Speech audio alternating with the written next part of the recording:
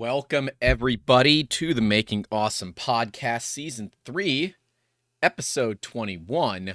We're going to be talking all about open versus closed source. We just did a video Wednesday, although if you're listening audio only, a week and a half ago, basically, on Wednesday, about the state of open source, kind of looking at Joe Prusa's article and then looking at what has effectively been coined as Bambu's response, and then kind of the things that we found. And this sparked a lot of discussion. And we've actually had this episode of the podcast before.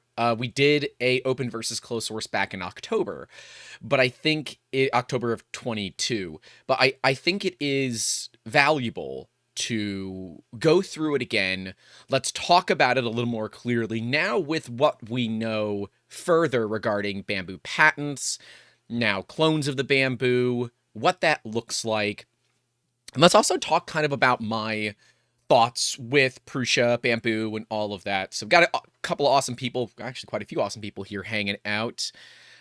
We got Mad Cat, George White, Jake in Europe, Ben Cox is here, hanging out down under. Ram Online, Leonid? I always get that wrong, I think. Black Lantern is here. Duff is here, Sebastian Jackal, Justin Miller, Tank Prof? Sure, and R3DZ. And Black Lantern says, I'm sure this is going to be a totally civil discussion. That's what we have moderators for. If people do get out of hand and start acting a fool, moderators, put them in timeout, because I am not dealing with that kind of BS today. Here's the deal, right? I've been in this industry for 15 years. Those that don't know, I've been 3D printing for 15 years. It's a long time. And I've seen companies come and go. I've seen those dedicated to open source and those dedicated to closed source. And they go in different directions. Puts me in timeout. Yeah, that's fair. But see, I'm the only guy speaking, which is fun. But no, at some point, I would like to do some sort of a hangout. I don't know. I'm looking to do like this idea for a call-in thing where people can call in, but I am really concerned about getting Baba Booeyed, so I don't know if we're going to allow that or not. So we will see. But I've seen companies come and go. And, we've had a lot of controversy around the idea of going closed source, right? With E3D filing for patents. We've had, of course, Slice Engineering file for patents. And to what some believe is unnecessary litigation from Slice's behalf on other companies because of the patents that Slice holds. And I'm not going to get into specifically those because realistically, that just comes down to your particular thoughts on patents. But here's the deal. If you have a patent in the United States and you do not defend it, by nature, it is then null and voided. So if Slice did have a patent on something and someone did bring out something that was going against that patent, they are legally obligated to sue. It sucks. And they could look at doing some sort of license agreement. So normally the first thing, instead of sending lawyers, is you send a cease and desist. Then that opens up a channel for communication. From there, you can decide if you are going to do something like a license deal or something like that, or it's just flat out, you're done, get out. And if they then continue, that is when we look at litigation. So yeah. Dino says, have you followed the Voron parts mentioned in the Bambu docs? Dino says it is uncertain if Bambu tried to patent a Voron design part of the gantry. They did not.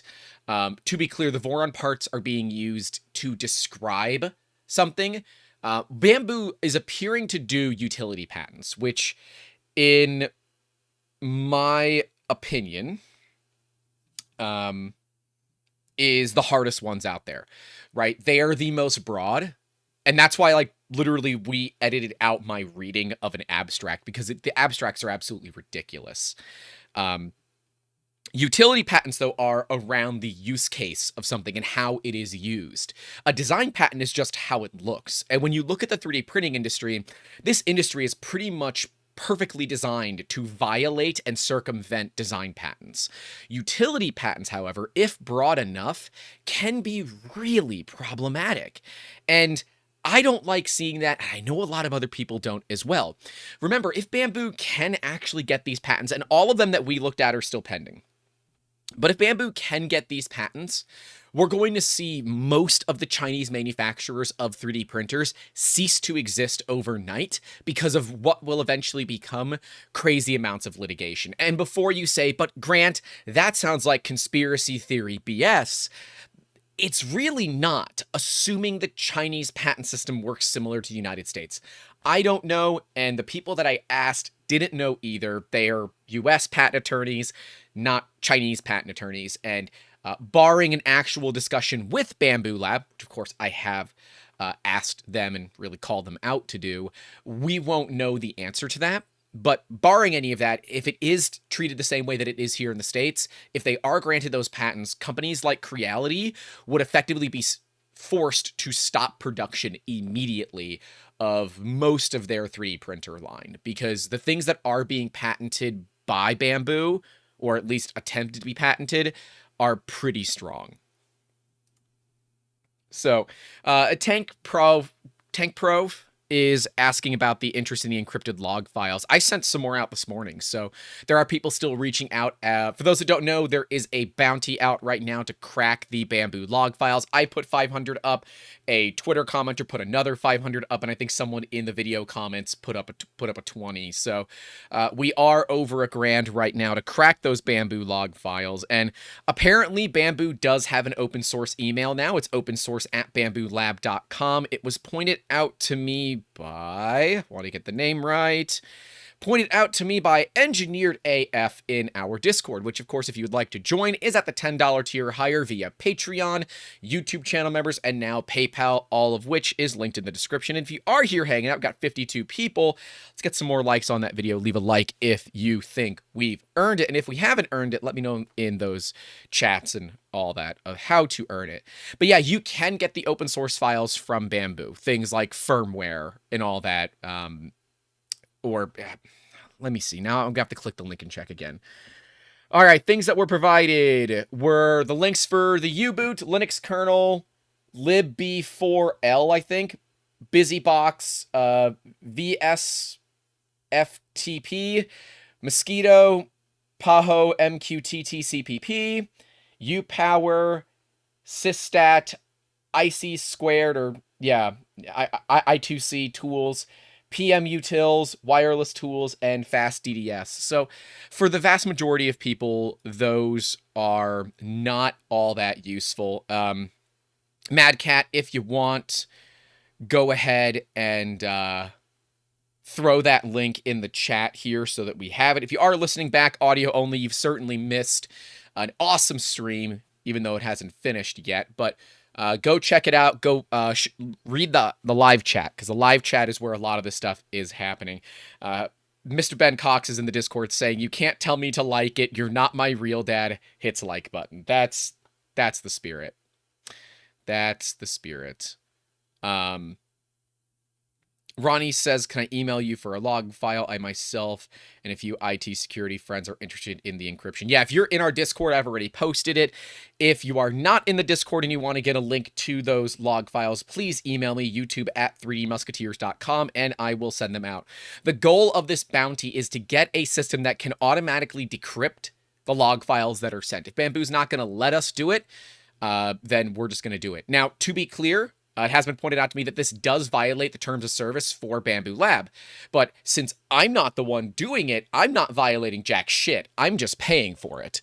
So I'm just paying somebody to do a service. What they provide to me is what they did, not what I did. I am simply viewing something. And if that means Bambu wants to ban me from using their products, go ahead. That is only going to be a great video. So, but I do recognize that they have every legal right, should they choose to do so, to remove users for breaking this encryption. It is listed specifically in their terms of use. But I'm just trying to validate their privacy policy. So, call this an investigation of journalism, if you would like. Anyways. Yeah, it's a tar file for people that don't know. It is a tar file. So it's a fun one. Eskimo says, is it that hard to crack those files? There are so many talented engineers and programmers involved in 3D printing. I'm certainly not the right person to do it. And some of the people are like, well, $500 is not enough.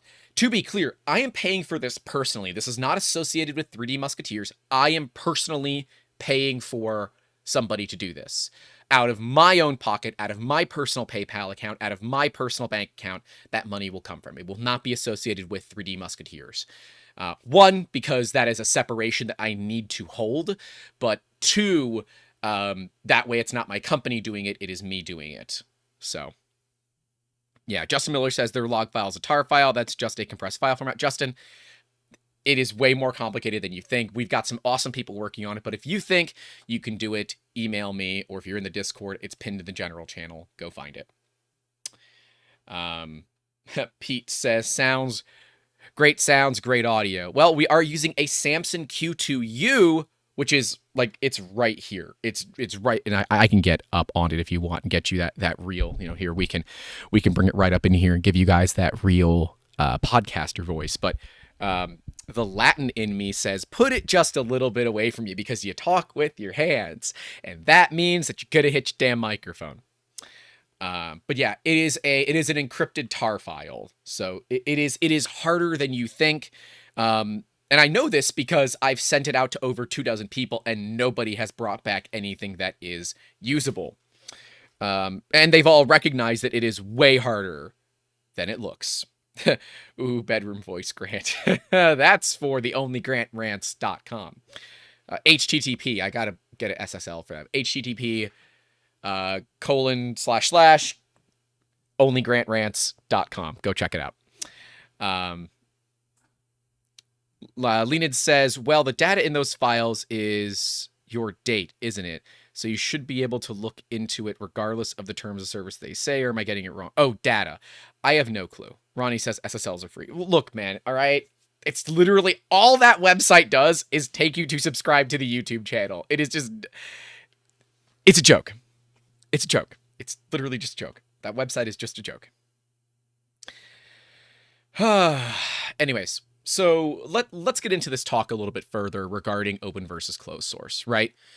The big players right now in terms of open source is Prusa. There are other companies out there. I know Ultimaker has some stuff that is open source. Previously, Lulzbot was huge in open source, although not really anymore. Maker Viking might be doing his printers in open source. Viking, are you doing your printers in open source? I think he is. If so, Maker Viking is. Viking is awesome. He's a good guy. But there are a lot of open source projects out there. And the reason this industry started with open source, or the industry that we all know of started as open source, is because of Adrian Boyer and the RepRap project, which was effectively just a middle finger to Stratasys. Okay, Viking is going to be doing his printer in open source. Go check it out. Viking, you're a mod, so if you have a link to it that you can send to people, go ahead and post the link in the chat. But yeah, it started as a middle finger to Stratasys, right? Stratasys had locked down a lot about FDM, and they still have trademarked FDM. So in fact, the industry uses FFF to not get into trouble with Stratasys because of that trademark. So that's a little complicated there. But when we look at what that did and what that's done to the industry, right, it has not been great. It stagnated the industry. 3D printing was first kind of invented in the mid to early 80s. Claims start as early as 1982, but the first patent to Chuck Hull was presented in 1984. However, there are some arguments that I believe it was a French scientist. It was a European scientist, but I believe it was French specifically, came up with the idea before Chuck did. That, I'm sure, will be a forever debated topic that does not matter anymore because those patents would be invalidated anyways. So looking further at the system, right? That was for SLA, the laser-based galvanometer resin printing, right? Similar to what Formlabs does and the eMake Galaxy 1, which I would like to take a look at. I would like to take a look at that.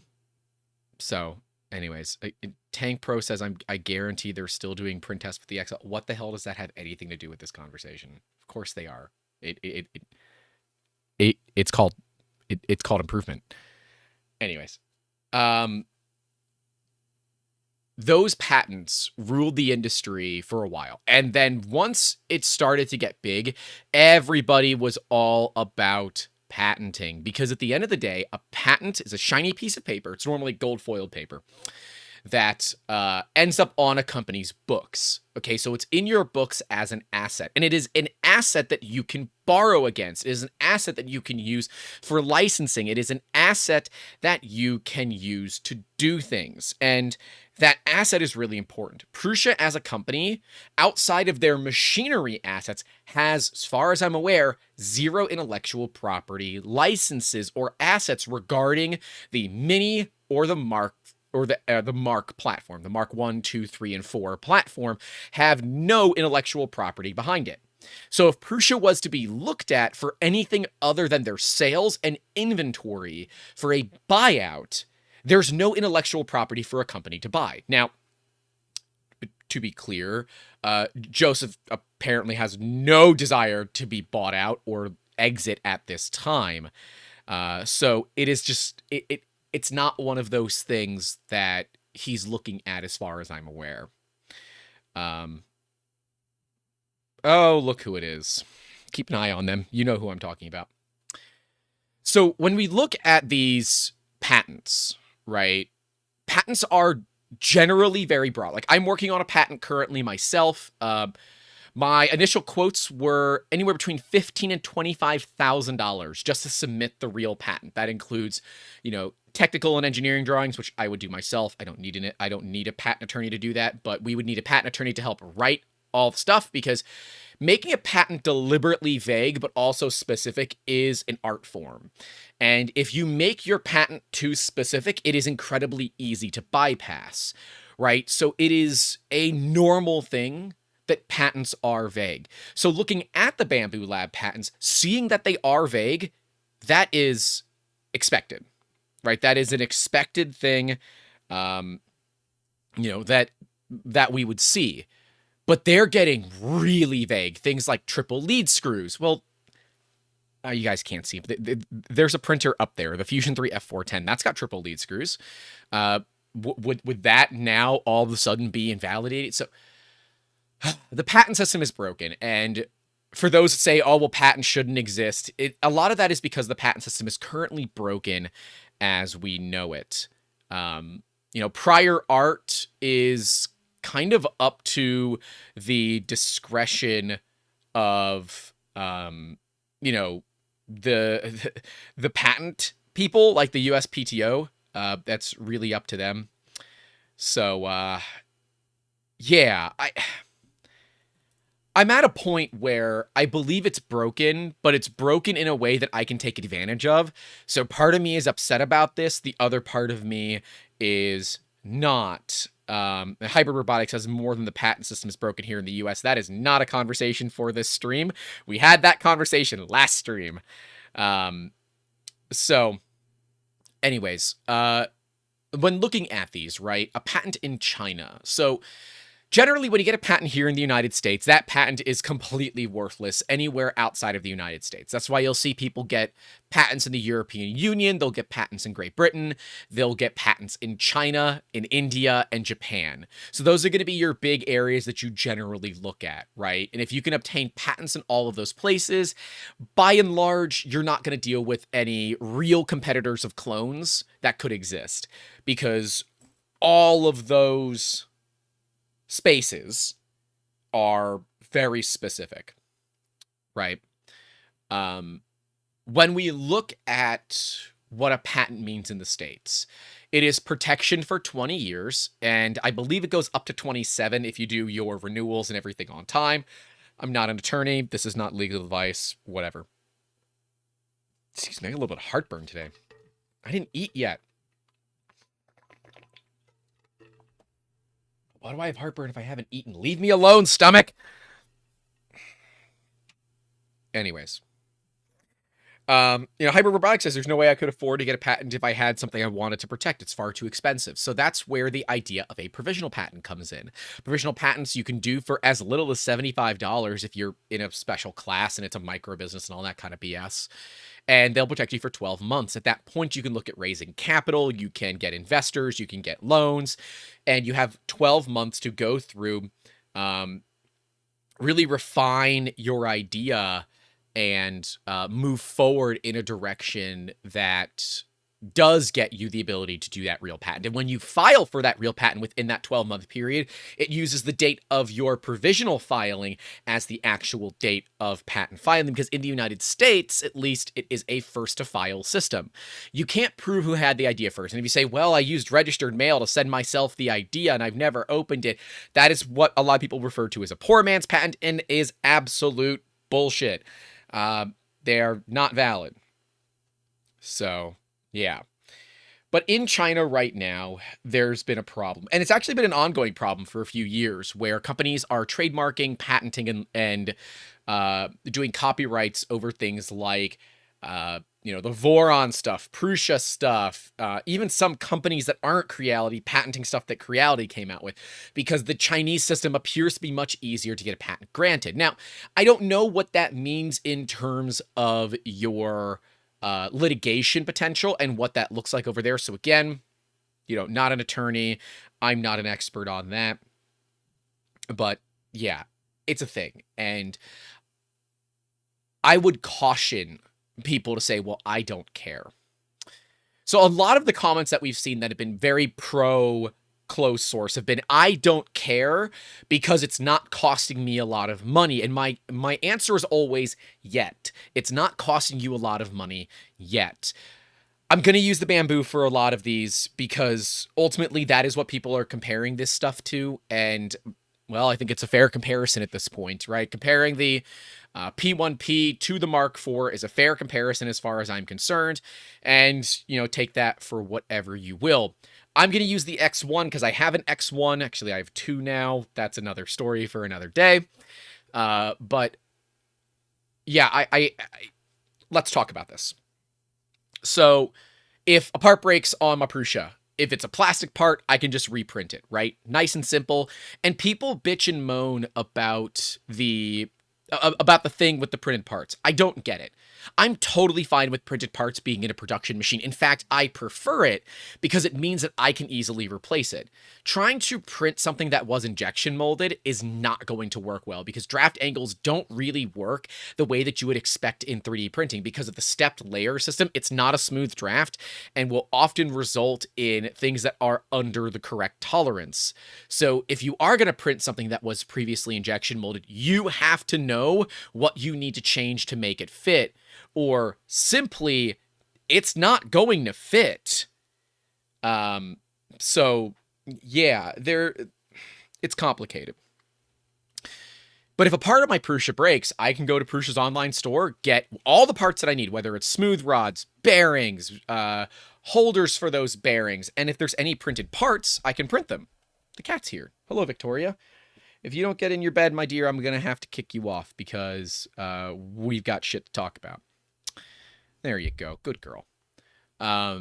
So when we look at replacement parts, what are the big wear items on the Bambu? It's those bushings. They're graphite, I believe, graphite bushings on carbon fiber rods. Those will wear down, and there's no known way to replace them. That entire X gantry is not user serviceable. It is not user replaceable. It is not user anything. So if you do need, for some reason, to replace the bushings on your X axis for your Bambu Lab, you're screwed.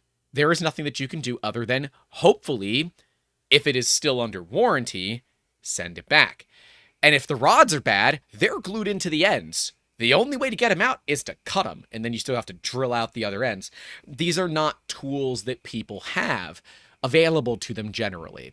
And while I will agree that Bambu is very much the Apple of the industry currently, where they're just pushing the market as quickly as they can, it is one of those problems that we will deal with in terms of user serviceability.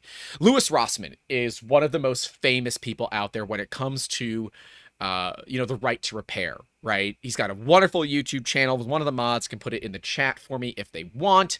And Carl Zhao says, I believe rumors I heard were that the bushings were brass with embedded graphite lubrication, which is a major problem because brass will wear down the CF rods. I believe that is the case. But yes, TLDR, the Bambu is not user serviceable or user replaceable, right? When the magnets fell out of my tool head cover, the only option was to tape everything in place until a new tool head cover arrived, rather than being able to make a slight modification to a 3D print that I could make myself by encapsulating the magnets, make that print myself, and then put it into service. I had to wait for replacement parts. When my tool head board broke, I had to wait for replacement parts, but those replacement parts were bad.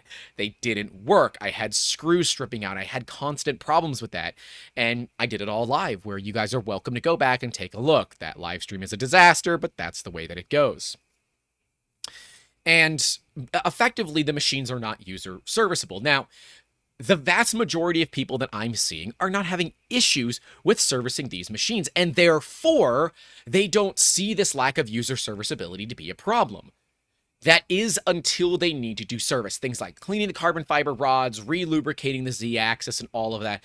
Those are easily serviceable components that you can do yourself on your own, right? Wipe the rods down with cleaning fluid, go ahead and lubricate the Z-axis, then the machine reminds you to do these things. This is good. I like this kind of thing. I like a machine that reminds you to do preventative maintenance. This is a plus. But I believe that addition was added in because they were seeing excess wear happen from people that were not keeping their machines clean. And that's user serviceability is a huge problem, right? If something goes dead in a consumer electronic, it is often that we just replace it.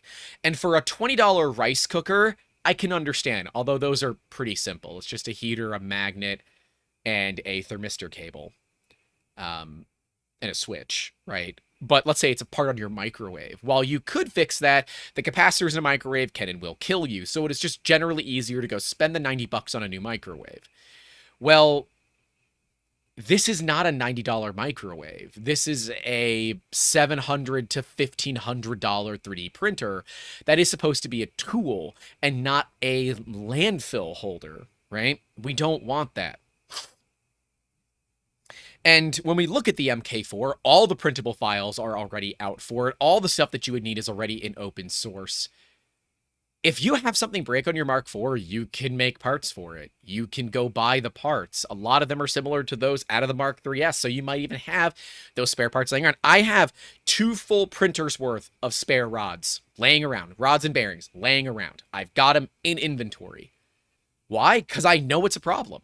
And if I get Mark IVs, it's the same stuff, except I think they went to 10 mil on a couple of them. I think the X is still 8, but I think Y, and I know for a fact Z is 10 mil. So that's a problem, right?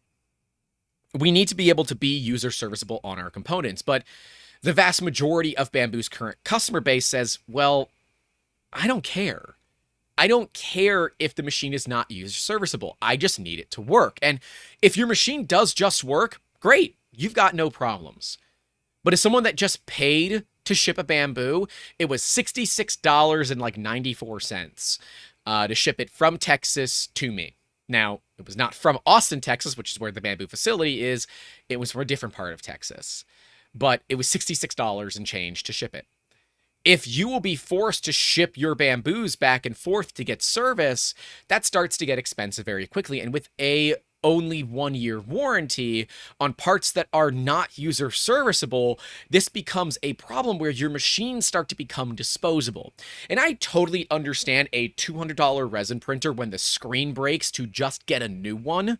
Although for me, I donate them with a brand new screen to a local makerspace. They fix them up and they use them. I think that's fair.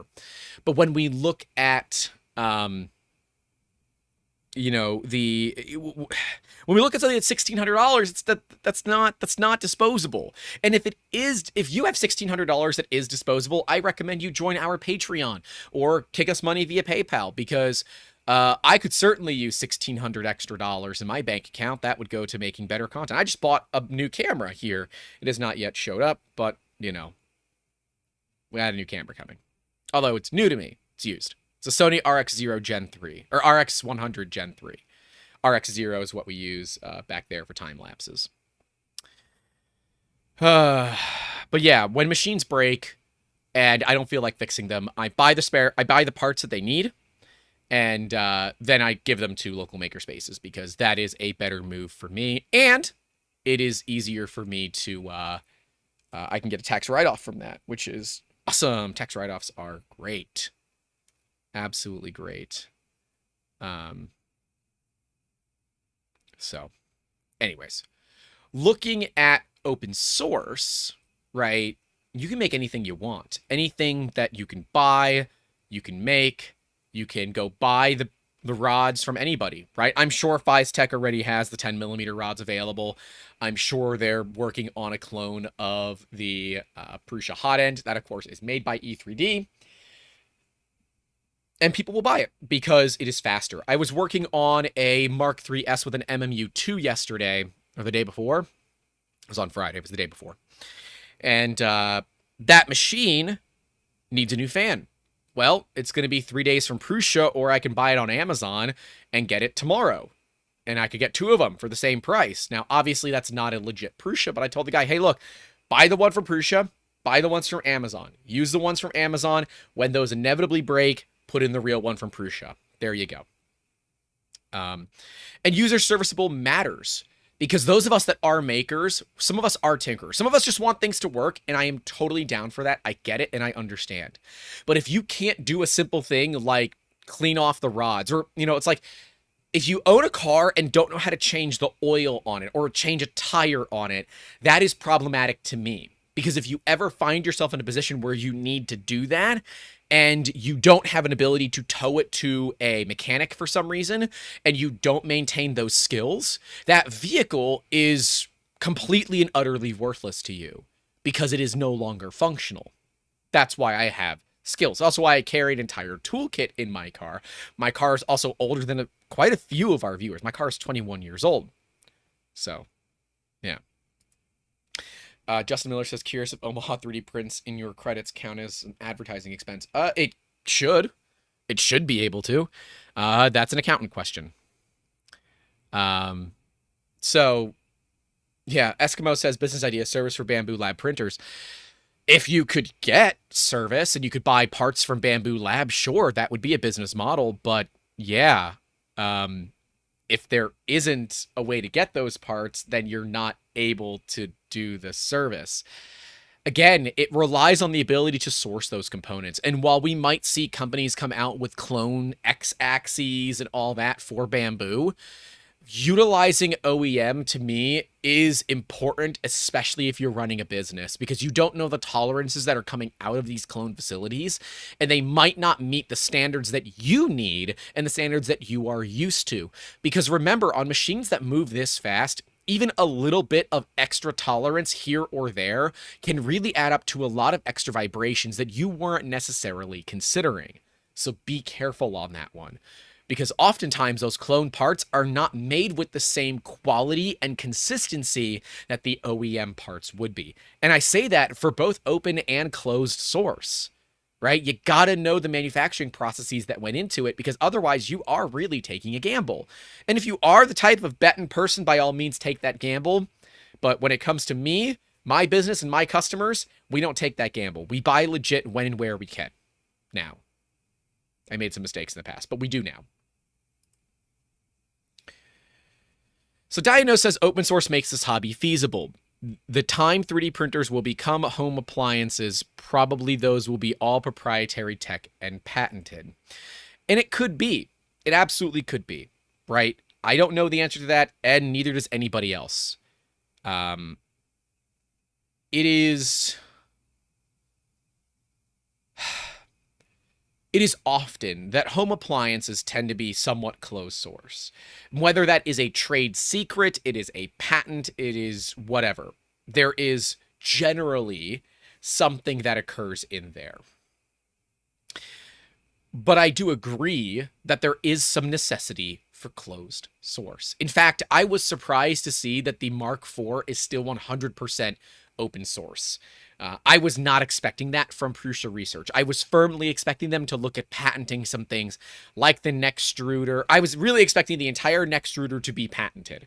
And that would have upset me, but I would have understood it, right? With all the technology inside of that Nextruder, there is good reason to patent it if you are making something new. If you're taking old components and just doing something a little bit different, But I do commend Prusa for making it all open source because, again, that values that provides value to the community.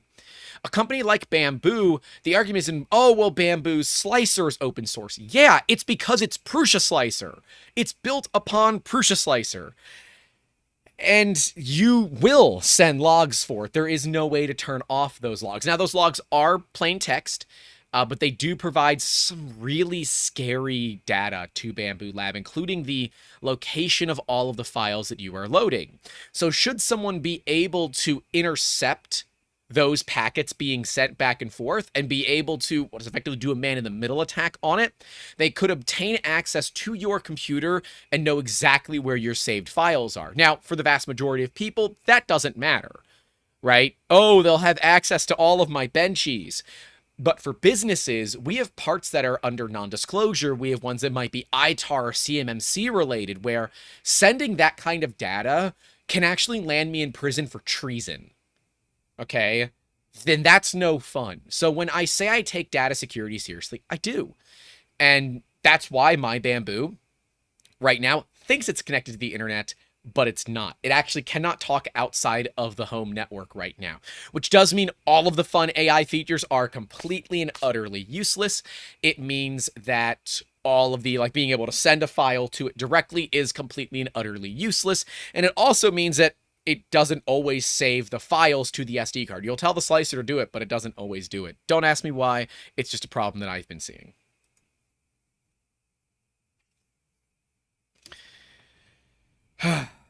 So Justin says the ship of Theseus is a thought problem. Oh, someone's asking about ship of Theseus, but whatever. Eskimo says, I remember Sanjay saying that E3D made a few steps back from open source after the V6, and it shows. They have. And they've patented certain things on the Revo. And I firmly support E3D in doing this because they have a problem. Every single major company out there that is known for making clone parts made clones of the V6. And that meant that if you were buying parts online, there was really not an easy way to know if you were getting clone parts or legit parts. And while we found that some of the clone parts were actually pretty decent, none of them matched the quality out of E3D. So when they did the Revo, they decided to patent it. Now, they made a declaration that they would allow for affordable licensing as well as not limit what could be done for education and research purposes. And that is all exactly what I want to see. Things like they work with LDO, and LDO has their Voron and LDO edition, which is blue and that kind of thing. So there are already companies that are working together with E3D. But what E3D has done with the patent is be able to limit who and what can be produced, right? So if the geometric company out of China wanted to produce the Revo, E3D can say, no, you can't do that. And they can actively stop that geometric company out of China, who we do not name, from doing it. Because if they did, you go to Customs and Border Patrol, and they're the ones that seize the inventory. It's pretty cool. And Worst Peter says cloned E3D Revos are still widely available, and they are.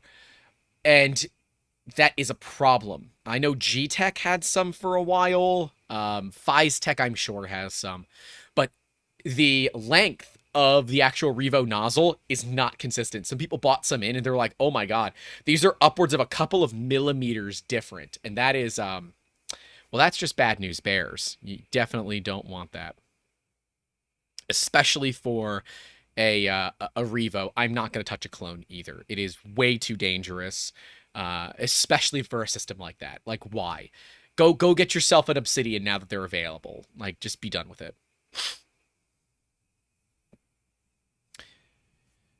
I think that how E3D went about the system for patenting is very similar to what Joe Prusa has been talking about, where companies would patent the ideas but then license it out incredibly affordably to production partners, where they can maintain the intellectual property in their books and then limit who and what can make those things. That is a big value in the community. Now, some people might call that open source light. I call it closed source, but I believe that is closed source with the right intentions. If people go to patent something and don't do anything with it, they literally hold that patent as a means to limit the furthering of an industry, that's being bad, right? That is not being in good faith for how these businesses and these industries operate. However, it is 100% legal. And that is part of the problem with the patent system that we have here in the United States, that you can just patent something and then shelve it, and that's it. Nobody else can touch it for 15 to 27 years. That's a huge problem, and we don't have any means to fix it currently.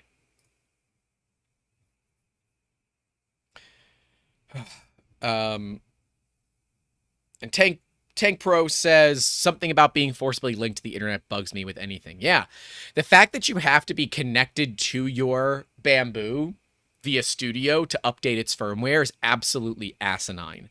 They are sending commands, over-the-air commands from the Bambu printer to download and upload things. We don't know yet what those things are, but we are able to detect that they are using an over-the-air protocol. An OTA protocol is being used for these machines. So they are sending data back and forth from a server constantly. We know this. That's actually why I took my Bambu offline permanently, so that it cannot be updated. Theoretically, Bambu could push updates that are required, and that might change what is being sent in these log files.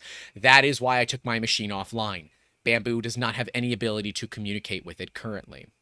So, yeah. Because I do believe that there is some nefariousness inside of these log files, and that's why I put $500 of my personal money on it. Whew, excuse me.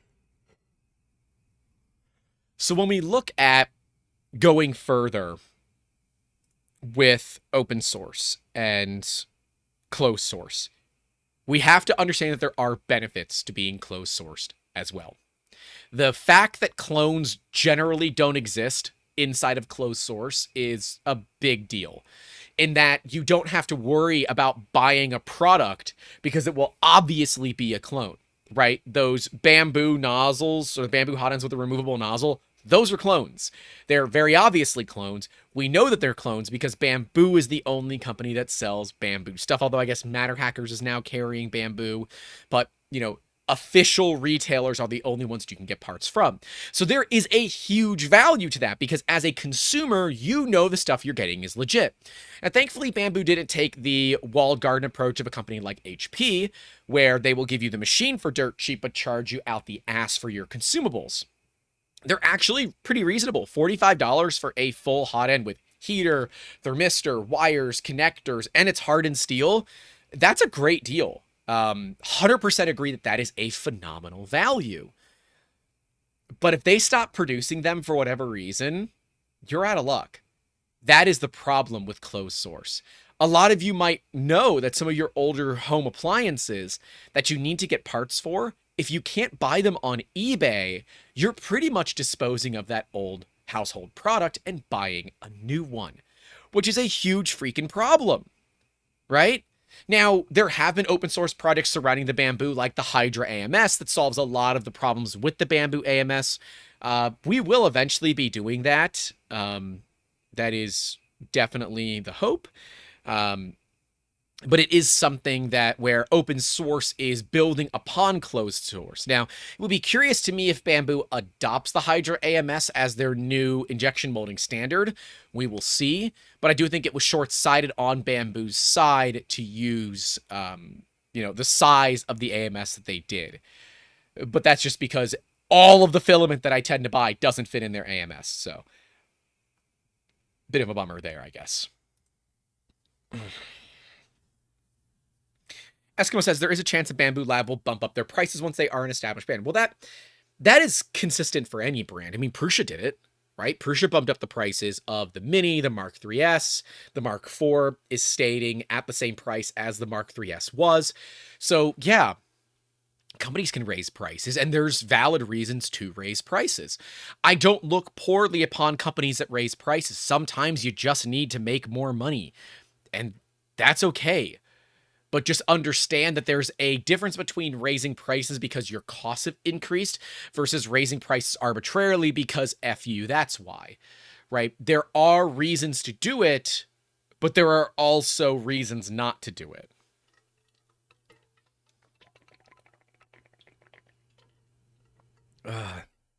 Sorry, I've got heartburn. I don't normally drink a lot of water during the stream since I like to keep the conversation going, but I've got really bad heartburn right now. I'm really sorry, guys. Woo! Okay, so when we look at Bambu, I think a lot of their walled garden has been done right. I have been working on cracking the RFID in here. This is the RFID inside of the Bambu Lab spool. I can't yet crack it, so I'm probably just going to pull it off and send it to a buddy of mine who is good at that kind of thing and be able to crack that RFID. Because if we can write to RFID, then we can look at writing to basically determine what spools are what. I believe that Bambu has done the DRM control correct, where you don't need to use the RFID, but if you do buy their spools, the machine just knows what's in it. That's good. I like that. And they're not locking you down to only their filament. They're not locking you down only to their colors. They're giving you an open materials library, but they're saying if you would like to use our materials, we have pre-tuned profiles for it. A+, totally fine with that. Love it.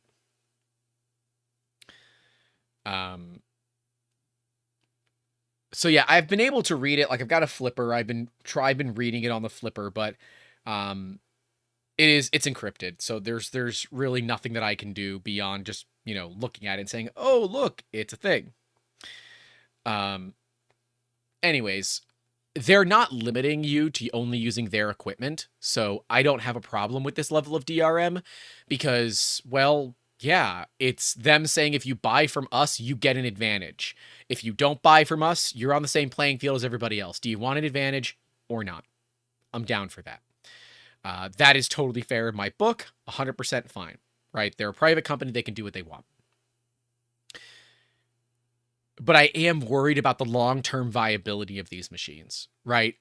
I am worried about how many hours I put on my machine, especially at speed, because I know it is going to need service, and I don't necessarily know what that looks like. I don't know what it looks like to change out the bushings, change out the rods, because as far as I'm aware, you can't do that.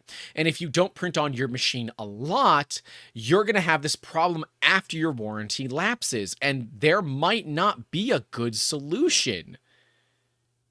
And I've got a bit of a problem with that because I don't know what to do there, right? If I get a $1,600 paperweight, I'm going to do everything that I can to open source the bitch because, yeah, I'm petty. And I know a lot of the other people in this community are petty too. So, yeah, you got to be really careful with that kind of stuff. Really, really careful.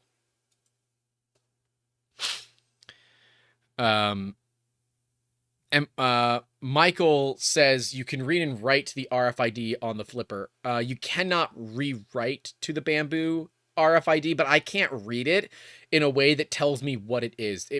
They're using some sort of generic either algorithm or some sort of encryption on it. So I can't easily see that this is a spool of orange PLA from Bambu. They're using some sort of string of characters that is just a little bit different. But this is not pure PLA. This has 11 herbs and spices in it that make it able to be extruded pretty quickly. So yeah. So, and to be clear, once we have a crack for the log files, we will be releasing it in full open source. Which does mean that Bambu will likely patch it pretty quickly, but then I just restart my my my bounty. I just restart the bounty over and over again.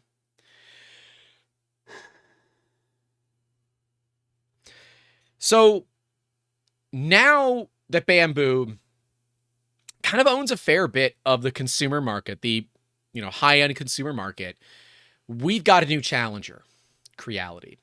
Creality is known for producing the Ender 3, which is ostensibly the most popular 3D printer on the planet, and objectively the reason that a lot of people are in this industry, right? It's a $200 printer. They're okay. They just work. They're not great. They're a solid 4 out of 10, right? They're below average, but they will work. In my opinion, if you want a cheap printer, go get the Sovol SV06 or the SV06 Plus, which have been coined in our Discord as poverty Prusas, because apparently that's what our Discord will name things. But I'm kind of down for it because it ain't wrong, right? It ain't wrong. They now have the K1. The K1 is Creality's answer to the Bambu Lab. And seeing the one video that's leaked and been out there, the K1 is really quiet. Now, I will never, ever own a Creality K1 unless they want to send me one. And if they do, that son of a bitch will never go on a network. If Bambu for security scares me, you can bet that Creality is an absolute no-go. It's connected to Creality Cloud, which, if you guys don't remember, is a massive steaming pile of, well, garbage. It's just garbage. And is a real problem. It's a real problem. So be careful with those. But it is much faster, theoretically, than the Bambu. It is much quieter than the Bambu, from my understanding. And it looks okay. I still think the Bambu looks better. But Bambu appears to be upset about this. And it's like, well, wait a minute. You went into an industry that's known for cloning things, and now you're mad that they clone things? Surprised Pikachu.gif. I don't get it of why they're somehow surprised that this happened. Maybe they're surprised that it happened so quickly, but that is their reaction, is that blog post about them talking about their patents. But their patents are way worse than most people think. Bambu is doing those patents, and those patents were filed back in 21. So they've been around for a minute. They filed them a long time ago, and they will take a while to get approved. If they do get approved, they can basically stop the Creality K1 in its tracks, along with quite a few other machines on the market. Does that mean Creality is going to give a damn? No, actually, no. They're not going to care. They're going to still produce it because that's what Creality has always done. And unless people like Naomi Wu or native speakers of the language will go there and give them hell for it, the companies are not going to do anything about it because, well, they don't have to. Because if you don't go out and sue, you really can't defend those patents, right? Candid Prole says death to patents. I disagree with that. I believe there is value to the patent system. I just don't think it's being utilized to, the way that it should. WFO Rider says Stratus' spools have been cracked. They have. They have been cracked for a while now, and there are companies that already offer respooling services anyways, which I think is probably the best way to do it if you do have a Stratus machine. And of course, there is the new Cheaty printer. I would really like to look at that Cheaty printer. We have a couple of people in our Discord that are big Cheaty fanboys, and I would like to look more at Cheaty as a company, or QIDI, and really better know them for their stuff. I've worked on their printers a few times, and they seem a little antiquated to me, but it looks like maybe they're changing their style with these new things. So, Canon Prole says, patents only serve the rich and stifle innovation. I disagree with that, but that also relies on them being used the way that we believe they should be versus the way they currently are. Yes, currently, the patent system is designed to only help the rich and stifle innovation, and that is a problem. But if patents are utilized the way companies like E3D have done it, or even the way that Joe Prusa has talked about it, I believe that the patent system can be more open and welcoming to others, be affordable, not be as litigious, and be a system where a company can maintain a intellectual property right as an asset to their books and have it, be something that helps build their company's backlog and database and, basically the value of their company without hurting the industry as a whole. There is a right way to do it. There is a wrong way to do it. And I currently believe a lot of companies are doing it the wrong way. But saying that the entire patent system is designed to only serve the rich and stifle innovation is wrong. There are good actors out there. They are harder to find. But, yeah, it's a thing. Now, this is a whole talk regarding capitalism versus socialism versus communism versus all this other stuff. And it's too deep. And I am not the right person to have this talk. I would need to have an attorney on here to talk to about this because I'm not versed enough to understand this, but I think when we had Seth Polanski on, that was a great talk. And he said very clearly that the current patent system is racist, sexist, and classist, and is only designed to allow the rich to succeed and the poor to fail. And he's not wrong. But we as people can look at changing that. But we all have to work together and not just forget about things in 2 weeks. So, yeah. That's really the bummer that we deal with. Worst Peter says, can you get a guest and talk about Marxism? No, I'm not going to do that. Yeah. I don't know. I think back in the day, patents were designed and, proper, but ever since we've allowed big corporations to also be lobbyists, they've effectively been able to buy their way into all the protection that they need.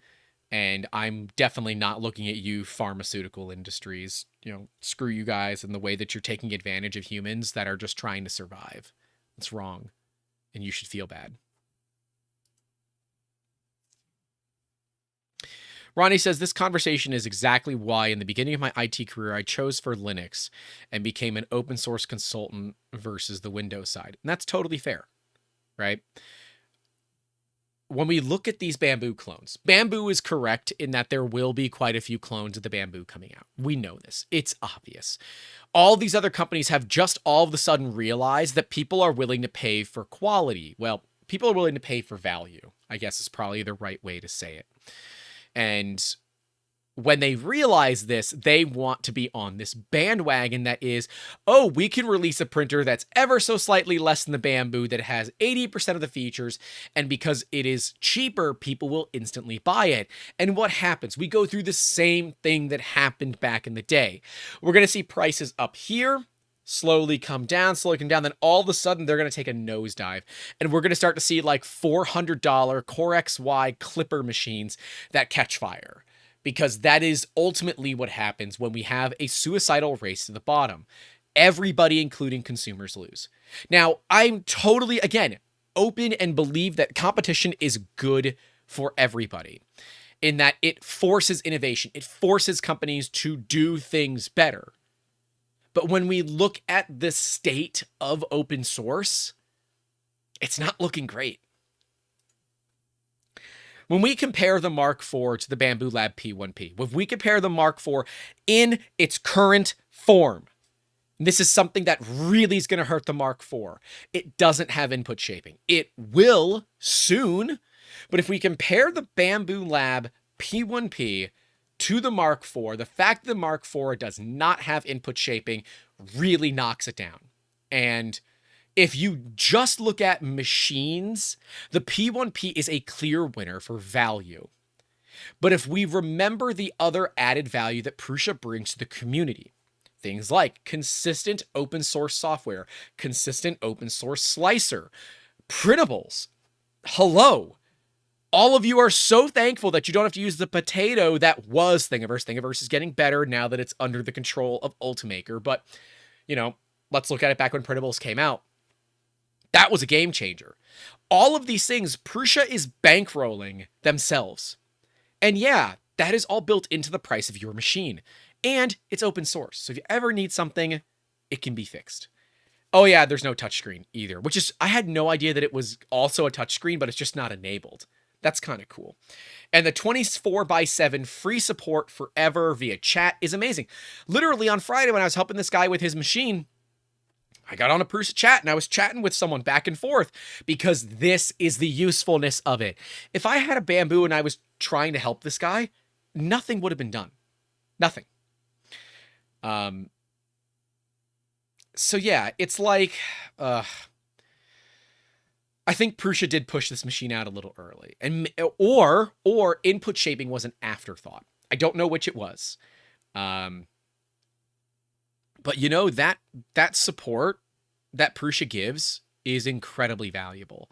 And if you never have to use it, you don't see the value in it. But as soon as you do have to use it, it's easy. I had someone back and forth with me typing in 15 minutes. It's pretty damn good. So, yeah. I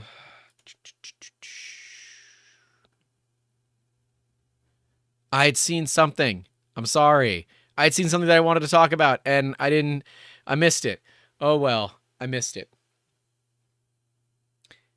The Mark IV is not what it should be. And I think if we review them together right now, I don't think the Mark IV is going to hold up. I love the Mark IV. I want one. But I think without input shaping, it really slows it down. And being slow like that is not good for it in this current environment. Now, to be clear, I would rather spend the extra money on a Prusa and buy a Prusa Mark IV than deal with the BS of what I've gone through with Bambu. Now, I know that I get priority support from Bambu because there's no way that I continue to get 2 to 3 hour turnaround times from them for responses when the average person in their Facebook group is taking like 2 days to 3 weeks to get back. So I know I'm getting some form of priority support. We will be checking that here very soon. You know, so that should be fair. But yeah, it's a real tough one. It is a real tough one for me because I really do like Prusa and I believe that they're doing great things in this industry. But Bambu has really made some innovations. And it's not so much they've done anything new. The LiDAR is new. Nothing else on their machine is new that we have never seen before somewhere else. What they've done is they've put it into a package that really, really works. You know, and when we look at people that need help, right, the percentage of people that use support, I would say it's a lot higher than most of us would think, right? People ask Prusa support basic questions and they get answers. With Bambu, I don't go to their support unless I need a part or I've got a problem. I don't go for tips and tricks on slicing where I have gotten a Prusa for that. I'm now at a point where I don't need that anymore. So like the extra value of that support is not so actualized for me anymore. What is actualized is the commitment to open source and the community. And that is worth a bit of a tax to me.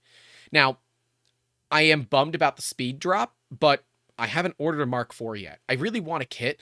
But again, we don't have the cash flow right now to really warrant such a purchase. So I'm not going to make one. It's a business move. And I got to do what I got to do. You know, just is what it is.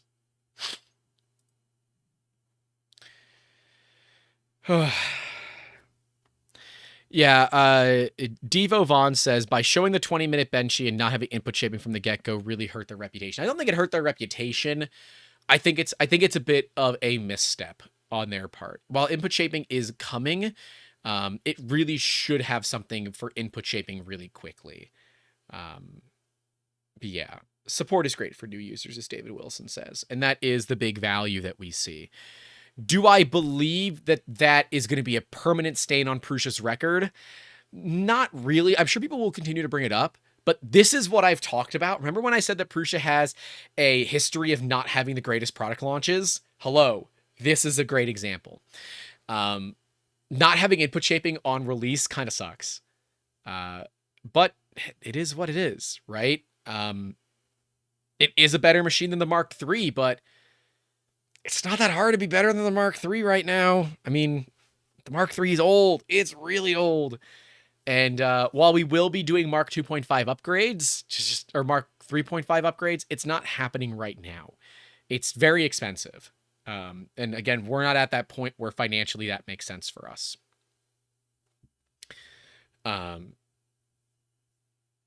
Anyways, Geek Toy Box says they waited months to release the Mark IV. They should have waited for input shaping.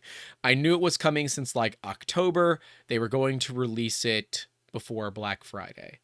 Yeah, I mean, the Mark IV's pretty obvious. They've been working on it. I mean, duh. But yeah, I will say that Prusa has enjoyed a long time of having no competition. And now that they do, they're having to change their strategy a little bit. I don't blame Prusa in being upset at Bambu. They have every right to be upset with the way that Bambu treated open source with the slicer and how much it took Prusa to get Bambu to release those open source files when the machines were, thousands of them were already out to people. I wholeheartedly agree that Prusa had every right to be upset about that. But now that that's open source, at this point, to the winner get the spoils. Or to the winner go the spoils. And while I believe that Prusa has the experience to survive, they are absolutely will continue to lose customers to companies like Bambu if they can't compete on speed. As much as I hate to say it, because I do really like Prusa, they don't pay me. You might think I'm a shill. They don't pay me. I wish they paid me. They don't. I'm not even on their influencer list. I don't get free printers. All the machines that I have from Prusa, I've paid for with my own money. So yeah, like I say this because I really like what they've done and what they do and what they've continued to do. Because they were the innovators back in the day. When the Mark III came out, it changed the industry as a whole. The Mark IV has not done that. The Bambu did. And that's okay. It is okay. All this means that Prusa has to work harder to get that Mark IV to be something that can compete. That is good for us as consumers, to be very clear.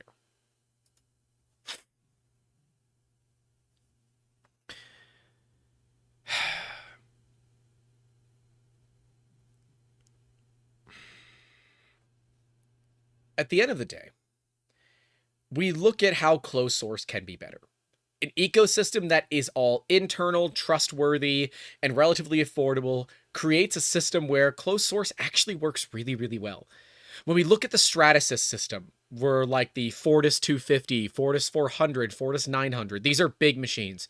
Fortis 250 MC, that is your their small line on the Fortis, but it's a large printer for FDM. Runs about $110,000. Yes, $110,000 for an FDM printer. This comes with a fully heated, insulated build chamber that can do parts like Ultem and Peak and PEC and, God-class materials that are certified for flight by the FAA.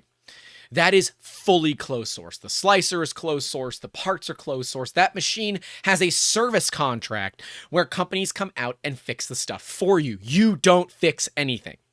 From a business standpoint, there is value to that, especially for engineering firms that are selling parts for millions of dollars. Having a machine that's $100,000 that they never have to touch because it just works, and when it doesn't, they make a phone call and somebody else fixes it, is a huge value to them because they don't need a support technician on their staff.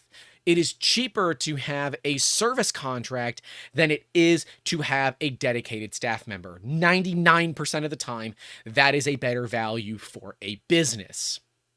And that's where closed source can win, because there is a value in saying, I know I'm buying legit stuff. It comes with certifications. I'm buying legit hardware because it's the only place to get it.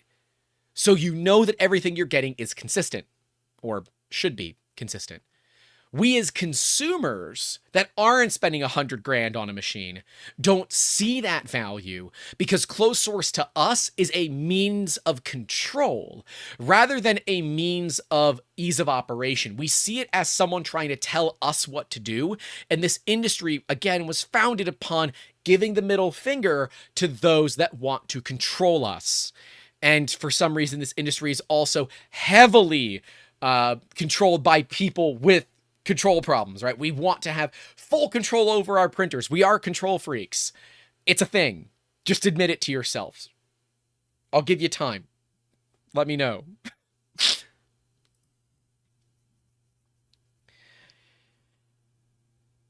But there are still people that want to crack that Stratasys encryption. And they have, right? The DRM for the actual spool containers is cracked. It's not a problem. You know, it's easily something that can be done, fixed, changed, modified, whatever. And when we look at this system of where that line crosses into the consumer market, Bambu is pretty much the perfect example of how to do closed source right for now. They're doing it right currently. Now, that is, of course, always subject to change. I don't know what the future will hold for that, but I am really curious to see. Because if they do stop supporting it, I'll just be sitting here sipping my tea. Even though that's actually just water.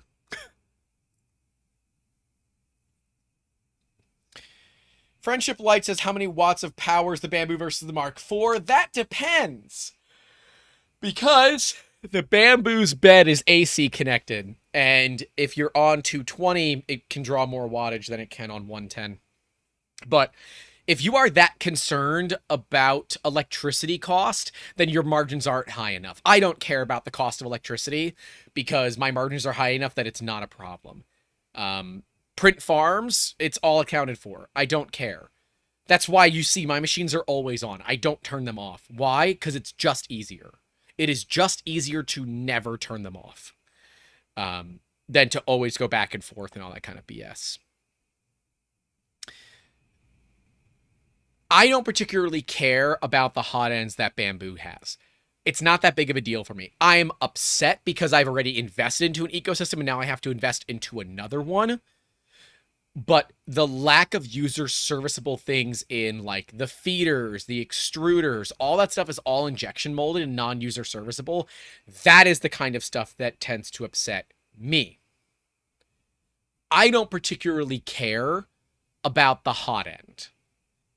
Because at the end of the day, if they do stop supporting it, there will be companies that choose to make clones, right? So, yeah, this industry tends to kind of self-solve its own problems. We already have clone hot ends for the Bambu, and they're okay from what I hear. I don't have any of them personally, and I have no intention of getting any currently. It's just not in my desire for things like that. It doesn't matter to me, where it might matter to somebody else. So, yeah, be careful with that kind of thing, though, because if you don't have an inventory, like a few spare hot ends, and they do go out of stock for some reason, or they some reason stop supporting it, that's a problem. A big problem. Carl Zhao says, wait, really? If the bed is AC and is also shared between 110 and 220, connecting it to 220 would let it draw 4 times the power. That is correct. That is correct. It would be able to draw more power. It is not dangerous because the beds are limited in the amount of current that they can draw. But yeah, when you plug a Bambu into 220, it actually heats up faster. That was confirmed by staff at Bambu. That is confirmed, 100% confirmed. So yeah, that is confirmed. So Uncle Jordy says, I'd rather prefer to have the hardware in my hands and get to print with it today instead of knowing my hardware sits in a warehouse waiting for the software update for high-speed printing. I get that.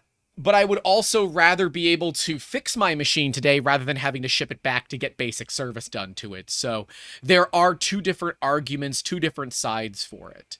And while I'm not buying the Mark IV for its speed, I would be buying a Mark IV because I want the Mark IV. I am incredibly pleased with my Mark III's. We have 9 of them, 4 minis. I love every one of those machines, although there's one Mark III's that gives me more trouble than others, and it is currently down, and I got to figure out why. I'm assuming it's some wear component that I have neglected to replace. But I can just go buy those parts, bring them in, install them, and it will work again. With a printer like a Bambu, even something as simple as a pulley needs to be a full return to Bambu. 100% full return. And so, yeah, you might buy a Bambu that works now, but that's a very current thought process. For those of us that look at this as an investment, we want to see a 3 to 5 year minimum usefulness out of this machine, like we have gotten out of our previous machines. If you don't look at that as being something that, are they going to continue to support it for that long? That is where I start to worry about closed source being not a rope to pull you out of a hole, but a hangman's noose that goes around your neck when you buy it. And I don't necessarily have a great solution for it, because ultimately, we are the ones responsible for believing that the rope would never be tied around our necks, and instead be one to help us get out of this hole that is cheap, slow, garbage 3D printers. Maybe not the best example, but I don't know. It's what came to mind. I'm sorry for anyone that felt offended by that hangman's noose thing. That's probably not the most politically correct thing to use, but it's the way that it was taught to me in business school, so sorry. I recognize that's absolutely not the most politically correct thing, but hey, whatever. This is live, so it is what it is. Yeah, so, like, I understand what Uncle is saying, and I get it, but I also look at the future of what this industry looks like, what it is, and why. And the fact that closed source has been the bane of the existence for this industry for years. And until that stuff becomes open sourced, where the patents expire, we are kind of stuck playing by the thin rules that exist around us. Stuart McClellan is asking, have we even gotten to the 1-year warranty expiry for the first alert Bambu printers yet? I actually don't know the answer to that. And as Devo says, it's a new company, only time will tell. That's 100% correct.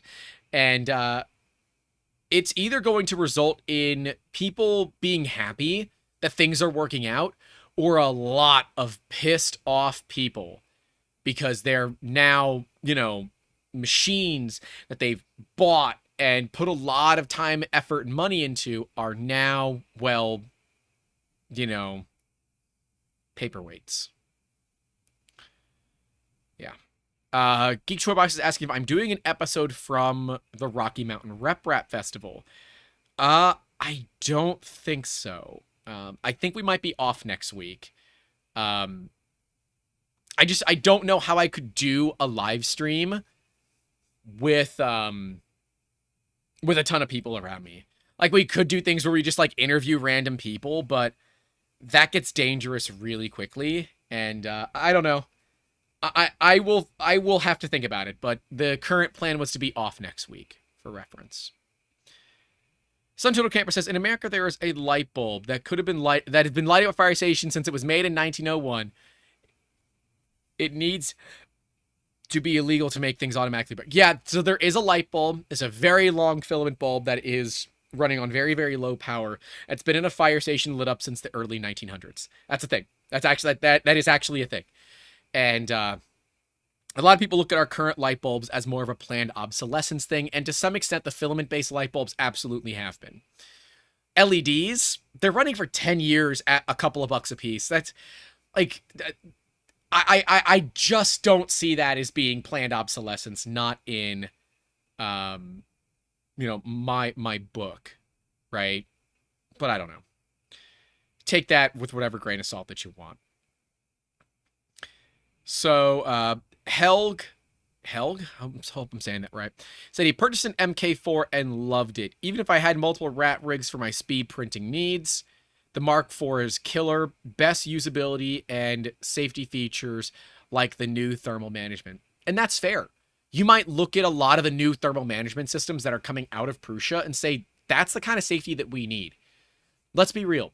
It is very difficult to get insurance with 3D printers. In fact, 3D Musketeers does not have business insurance.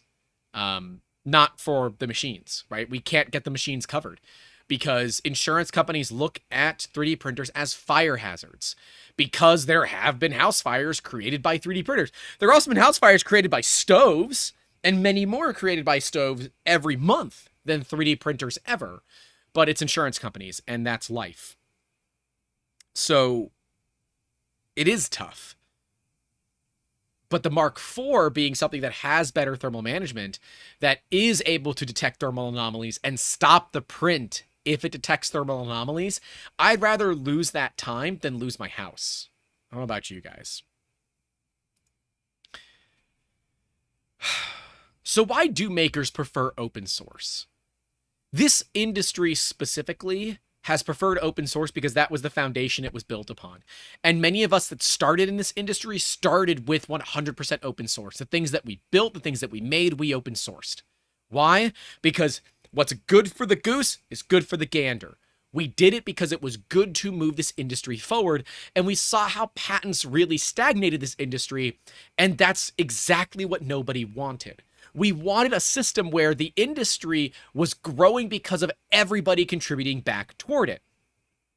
And that's the thing with open source. Not only do you have to credit, but you are required to release your own open source and publish it online for others to use, build, and then publish themselves. And it becomes this really nice factory that is crowdsourced to produce a better product over and over and over and over again. And there might be some people that decide to wear tinfoil hats on their head that say that they came up with certain things that then were stolen and they never got credit for it. But there's no way to know whether they were the first one that had it or not. But if they had abided by open source standards and published it, maybe they would have credit for it if it was something that they were the first ones to come up with. That's all I'm saying. And I hope never to see that person in the next week. Because that might just result in an arrest. Just gonna, yeah. Anyways, John Olson says, sorry if this was discussed already, had to get a haircut, but any chance Prusa will go closed source to remain competitive? Could the Mark IV be the last open source Prusa? I don't know. I mean, there's always a chance that Prusa will go semi-closed source like E3D has done, and I'm actually, again, surprised that they didn't with the Mark IV, that they didn't, close source the extruder. So I do commend them for keeping it open source, but it's possible. There's 100% possibility that it is probable. So, it's possible.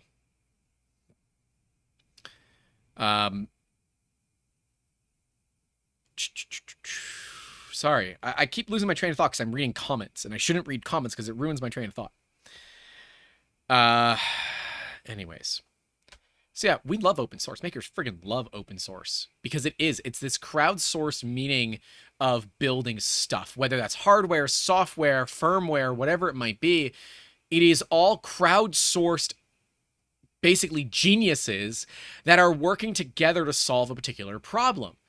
That is where open source thrives. And we as makers, people that like to share the work that we do with others and publish it for others to enjoy and value, the idea of open source, share alike, credit, and everything is so valuable. But we have to remember that the GPL and GNU licenses, or GNU licenses as I'm being corrected to, were originally designed for software, and their implementation in hardware is really, really odd because it's very vague for hardware. Let's talk about that a little bit.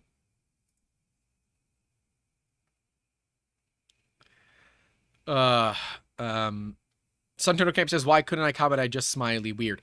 That is because for some reason certain emojis delete your entire comment and just put the emoji. So yeah, I don't know why. It's a YouTube thing. It's a bug in YouTube. Don't ask me. I just work here. So GPL was originally designed for software, where it is very clear cut, dry, and understood of how to operate, and what are your effective levels of rules of engagement in this industry. Very, very simple to understand for, very, very simple to understand for software. But hardware, because of the way that it works and the fact that certain things might not be open source, but other things are, and what does share alike mean versus non-commercial? And there are some definitions, but it is really vague for hardware. It means that we likely need some new form of GPL licensing that is designed and reserved specifically for hardware, because it needs to be better defined in a way that is clear and understood to any singular layman that would be reading it. And if there are questions, there is an ability to obtain answers to that. GPL has not really changed in a couple of years. In fact, I think it's close to 10 years now that we haven't seen a lot of change in GPL. And it is about time that that does get changed, because we are seeing a new age of open source in the 3D printing community. And if we don't look at adapting these open source licenses to a hardware-based platform, then we will continue in this odd range of ambiguity that finds a lot of companies in non-compliance for simply not understanding. It is an absolute accident rather than them doing it purposefully.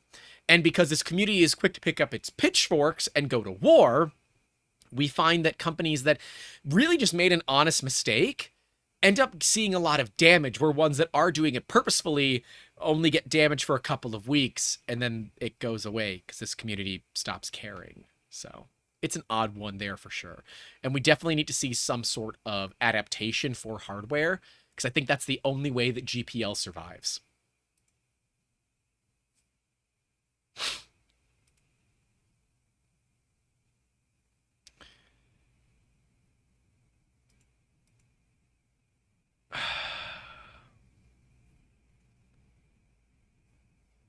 Excuse me.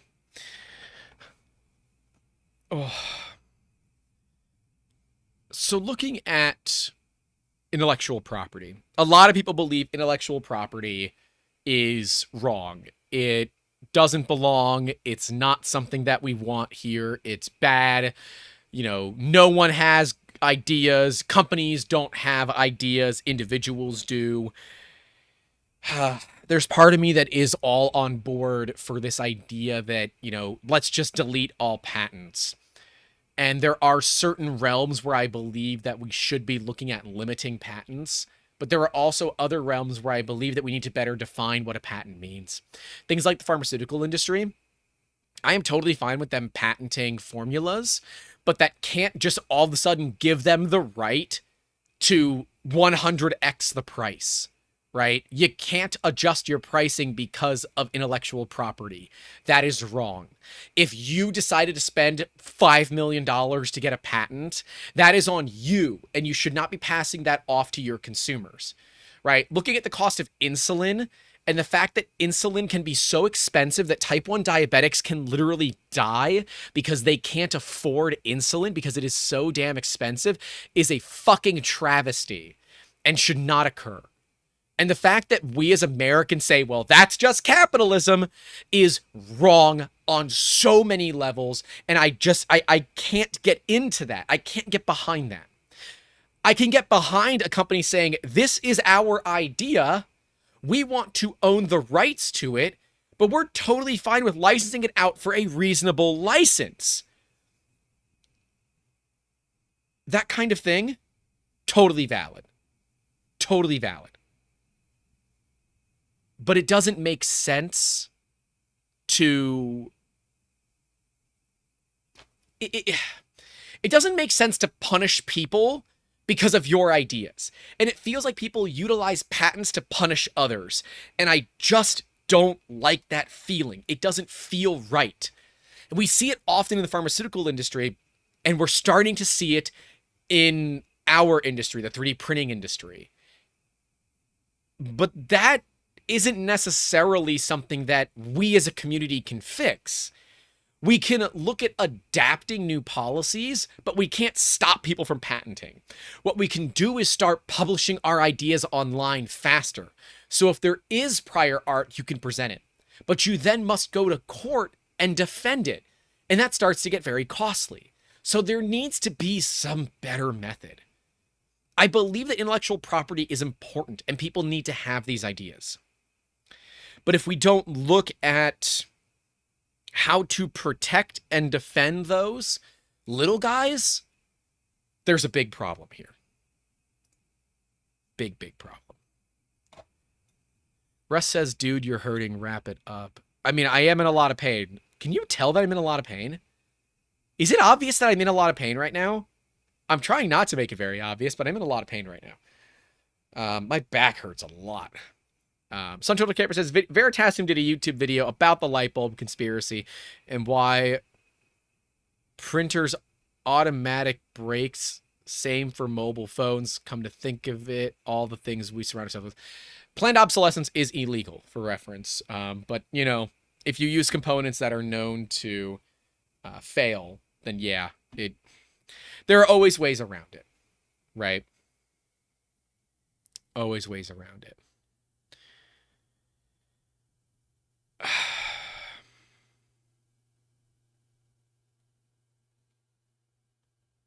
I don't know. Something's going on with Devo, I think. I have no idea what's going on. I don't know. Hopefully there's not controversy happening in the comments right now. So if you as a company make things that automatically break, the company should lose money gained by their product, 100%. If a company goes under, all the money the owners gain must be taken. Goodbye, jets, Bentleys, houses. That one's a tough one because those are physical assets and those are pretty much impossible to, you know, get back.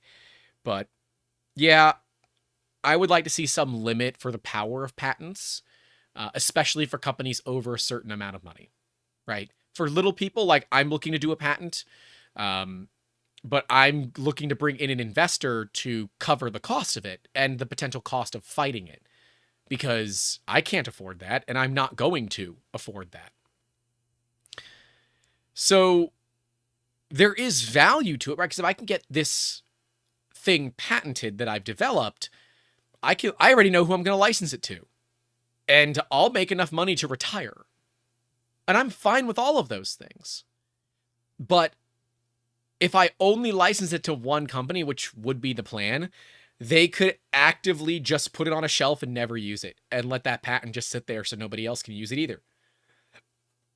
I can't stop that. I could look at doing a, you know, affordable method for licensing, but the industry that I'm doing the parts in only have like 4 players in it. And at that point, I will make less money. And at some point, I need to get paid. I don't make any money doing YouTube. So I gotta get paid. Why are the printers not printing? Because I don't have any work for them right now. Straight up. I got to start doing time lapses for next week because I'm extending my stay in Colorado for a few extra days. So I'll be gone for a while at Rocky Mountains, so that'll be a thing. So yeah, printers are not printing because we don't have any work for them right now. I've got some work that needs to be done, but I've been trying to have an easy weekend. We just came off of doing a couple of emergency jobs for clients that have been a metric pain in my ass. So now that we have a little bit of downtime, I'm taking advantage of it. Devo says expand into laser cutting. It's a highly profitable market. I know. I have a laser cutter. I don't use it very often because it requires constant supervision. And being a one-man band here at the shop means my time has to go to things that make sense. And watching the laser doesn't make sense. It just doesn't make sense. So, yeah. Square Peg says, I got a question for you. Did your SV06 come with strain relief for the bed? I don't remember.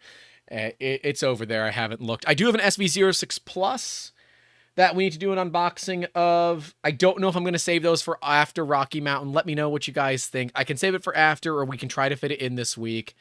And I also have a Flying Bear Reborn 2 that Flying Bear sent us. I am going to save that for after Rocky Mountain, though. That I'm not going to try to do before I go travel.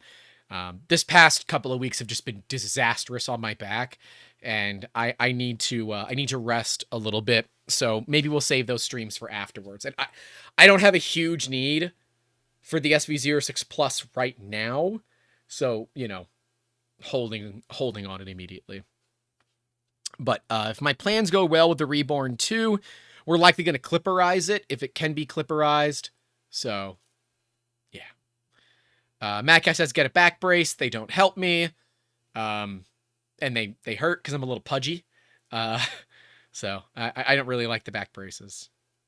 But, yeah, I believe we've kind of covered a lot of it. And, there's a lot of value that Bambu brings. There's a lot of value that I believe Bambu could ruin from this industry. I am curious to see if they get these patents. I'm not certain that they will. I think it is wrong of them, considering they said they're not going to have overly broad patents, and they clearly do, and that does upset the ever-loving hell out of me.